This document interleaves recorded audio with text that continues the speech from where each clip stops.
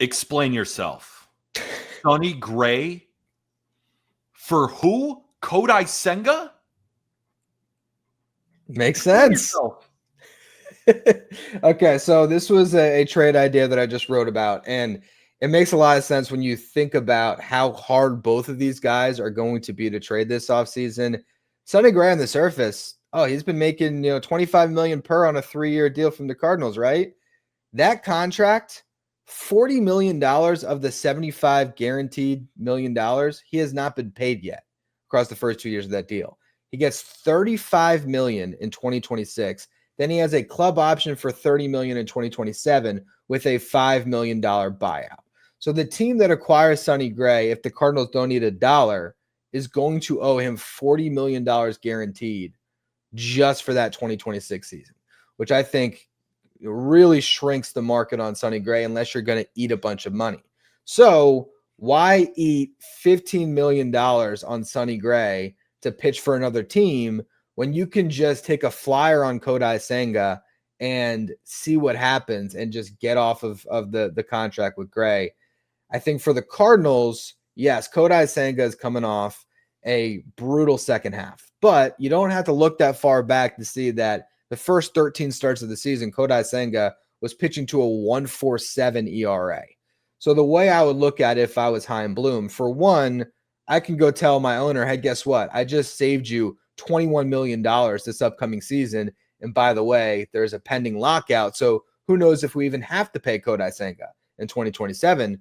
But if Senga is healthy in spring training and strings together 10 starts at the beginning of the year where he is looking like himself, you can trade him at the beginning of June, get off for the rest of that contract, and get a way better prospect return than you were ever going to get for Sonny Gray, where at this point, the best you can hope for, even though I think Sonny Gray is a really good pitcher, and we could talk about the Mets fit, I think the best you can hope for is getting off of $25 million, getting off, $25 million of that $40 million, and probably not getting much of a return other than that. So that's where I think the gamble for the Cardinals makes sense because, hey, Kodai Senga, not a slouch. And if he's right, all of a sudden you have a premium trade chip and you got two cracks at it. It's $14 million for Kodai Senga. If he was on the market, he would get that on a 1-year deal. He might not get the second year, but I still think it'd be a worthwhile gamble for the Cardinals to take. So you think Sonny Gray's value is someone who the Mets have said is extremely available? You don't think that the Cardinals could shed that salary and get decent prospects from another team who needs starters? Kodai Senga is the best that they're going to get. Or do you have your Mets hat on and you're trying to get Sonny Gray? Yes, I have my Rumble Ponies hat on right now, and I am trying to get Sonny Gray, but I honestly think that for the Cardinals, again, when you're talking about that financial component, I don't know if there is a team that is going to pay $40 million for Sonny. Like, you're going to have to eat down that money to trade Sonny Gray. And yes, how much is it total again for Sonny Gray? Like, if I get in Sonny Gray, how much do I have to pay for how many years? $35 million for 2026. $35 million for this year, yes. And a $5 million buyout on a $30 million option for the next season. So again, a team would have to inherit $40 million in guaranteed money to just have Sonny Gray pitch on your team in 2026 if the Cardinals don't eat a penny. And in this deal, they don't have to eat a penny. They can, and also he has a no trade clause. So if trying to think of a team, if the Diamondbacks say, screw it, we want Sonny Gray, and he says, I don't want to go pitch in Arizona, there's that component to it as well. So I think when you really think about the money and the hurdle that's going to present the Cardinals, taking a flyer on Kodai Senga to, for one, be on your team and potentially help you in the upcoming season. But again, if he shows any semblance of himself at the start of the year, that's a guy that you can flip. His contract, Kodai Senga's contract, even though there's 2 years, it's still $12 million less of guaranteed money for 2 years of Senga than 1 year of Sonny Gray. All right, it's starting to make a little bit of sense. Damn, Sonny Gray's expensive. First instinct is congrats, Sonny Gray. I mean, what a bag. What a bag you've gotten for yourself with a no trade clause. Is there any tickle in the back of your brain telling you, I did see what he looked like on the Yankees. Do I want this guy pitching in New York? Is there any of that there? Because I've heard, plenty of stories that wasn't exactly about pitching in New York, that the Yankees pitching coach, was finicky with his pitch mix. It wasn't letting him throw a certain pitch and they didn't get along. And obviously the added pressure in New York certainly didn't help. Curious your read on Sonny Gray going back to New York City to pitch. So yeah, that was everything you just laid out is why I'm not too concerned about it, because he's talked about them trying to change who he is as a pitcher. And he's also, I just don't know if a guy that's been in the big leagues as long as Sonny Gray is really going to get that phased by a market. I get that it didn't go well in New York, but I don't know. I think Sonny Gray is just such a good pitcher. One of the stats that I pulled in the article is his strikeout percentage minus walk percentage was 21.6% this past season. The company that is keeping the guys ahead of him on that list is Scooble, Crochet, Skeens, Joe Ryan, Brian Wu, Jacob deGrom. Then you get to Sonny Gray. To me, maybe he's worth the money.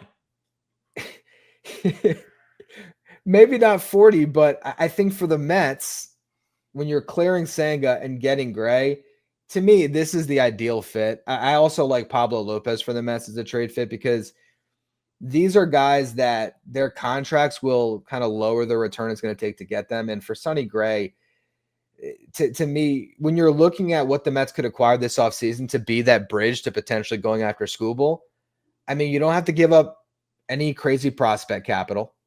You don't have to give up, draft pick compensation like you will with these free agents with a qualifying offer. It's just a straight money deal. Even if it's not Kodai Senga, if you're setting that aside, the Mets should be in on Sonny Gray this offseason. One way or the other, they should be. I just think that this makes sense for both sides, and it's a way to add an extra carrot to the Mets because they can get off of Senga in a way that gets them another pitcher. But overall, I just think the fit for Sonny Gray coming to the Mets is still a good one, regardless of the Kodai Senga aspect to it. My large overarching problem with this deal is that if you're the Cardinals and you decide to trade Sonny Gray, you're pretty much waving the white flag and saying we are entering a rebuild as Chaim Bloom starts to command this front office. And our first big step of the rebuild is bringing in another guy who we're still paying $12 to $14 million per year and as a project, and we'll only have him for 2 years when clearly this rebuild is going to last longer.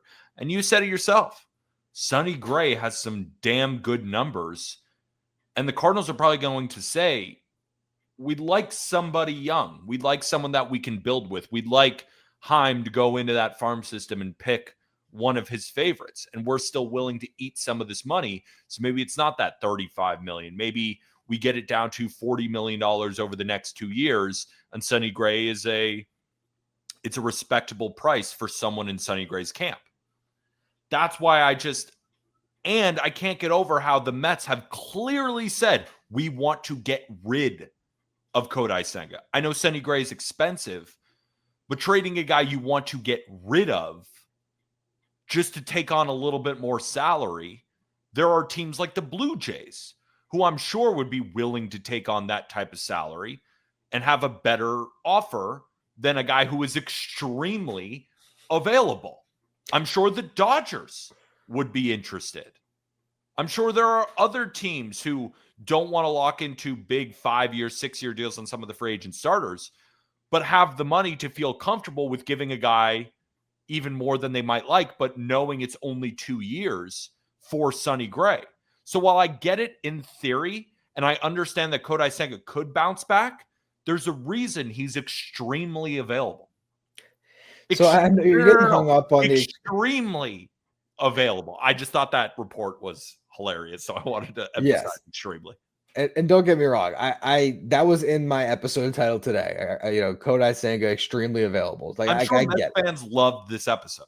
They get to get rid of Kodai Senga and they get Sonny Gray. And all we have to do is pay Steve Cohen's money. Fig, I love it, man. Thank you so much, Fig. We love this episode. I'm sure they did. I'm sure they ate it up.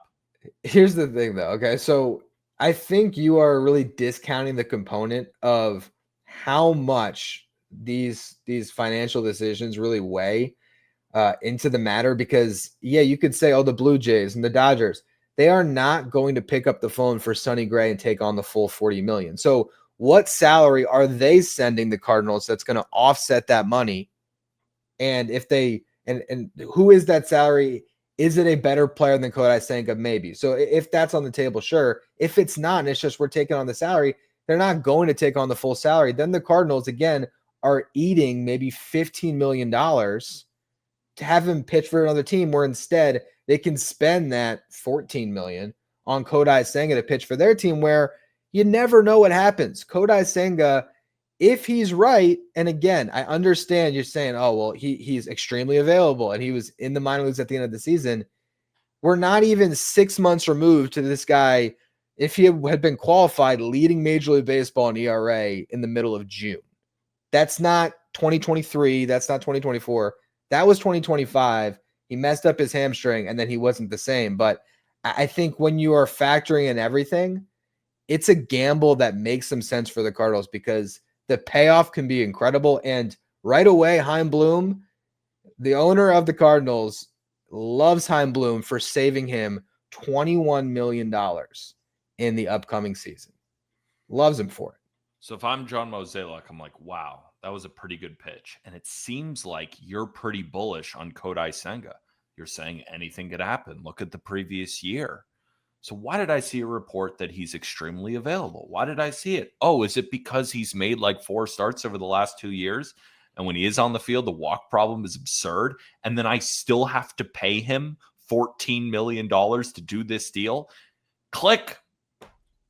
I don't want your extremely available guy who I still have to pay $14 million. I know I'm shedding some salary, but I would rather shed some salary and get a flyer on a prospect that our guy Chaim Bloom wants, rather than a project that we have to bring in, who the most likely scenario is Kodai Senga does not refine what he had. That's why he's extremely available. Like, I think I get what you're saying in theory.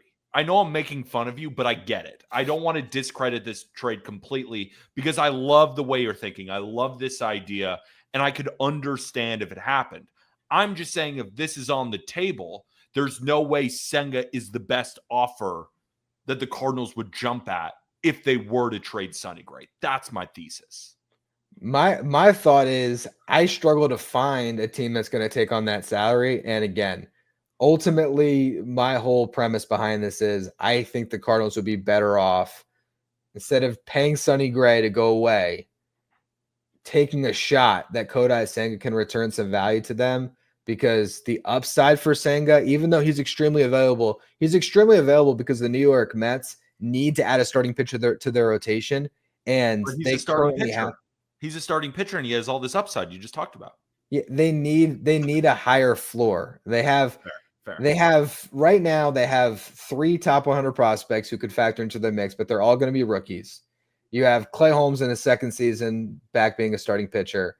You have David Peterson and Sean Manaea. So like, you have all these guys that are going to have to factor in.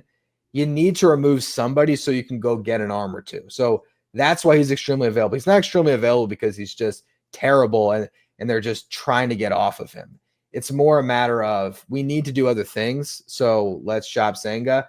And again, there is some upside in play where I really think that the prospect you would get if Kodai Senga was healthy and put together 10 starts at the beginning of the season that were solid is way better than the throw-in. I think if you're here's what I would say to kind of land the plane. I think if you're trading Sonny Gray, it's pretty much the equivalent to the Cubs trading Cody Bellinger last offseason. I think that's the return you get, and I think you have to eat like $10 million to even get off the money, just because teams are not going to sign up for $40 million of Sonny Gray. They just aren't.